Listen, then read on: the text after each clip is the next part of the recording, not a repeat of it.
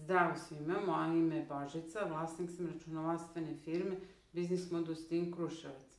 U današnjem videoklipu sažeto ćemo proći najnovije izmene propisa i zakona koji će u velikoj meri uticati na vaše poslovanje u 2024. godini. Ostanite informisani i iskoristite sve mogućnosti za uspeh. Kao prvo, to je povećanje minimalno neto zarade sa 230 dinara na 271 dinar po radnom satu. Zatim uvedene su promene u PDV evidenciji na SEF-u. Pomeren je rok za podnošenje pojedinačne i zbirne PDV evidencije na 10. u mesecu za prethodni mesec. Takođe, od 1. septembra 2024. godine uvodi se obaveza evidentiranja ulaznog PDV-a. Pod 3. Od 1. januara 2024. godine stupa na snagu uredba o arhiviranju elektronske dokumentacije, a ovoj uredbi podležu sva privredna društva koja stvaraju ili primaju dokumente u elektronskom obliku. Preduzetnici su oslobođeni ove obaveze. Zatim, tu su promene koje se tiču bolovanja radnika. Izabrani lekar će za većinu bolovanja imati mogućnost da odobri odsustvo do 30 dana. Izuzetak su bolovanja koja se odnose na održavanje trudnoće, maligne bolesti, hirurške intervencije i invaliditete.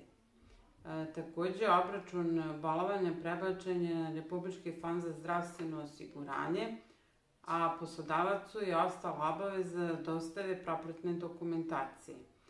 Takođe, skraćen je rok uplate sredstava od strane Republičkog fonda za zdravstveno osiguranje, a poslodavac je u obavezi da u roku od 7 dana izvrši isplatu bolovanja ili da vrati novac fondu uz pripadajuću kamatu. Takođe, i dalje ostaju da važe poreske olakšice po članu 21v do kraja 2024. godine. Poslodavci mogu za sva novo zaposlena lica koja se nalaze na evidenciji Nacionalne službe za zapošljavanje da ostvare povraćaj dela doprinosa.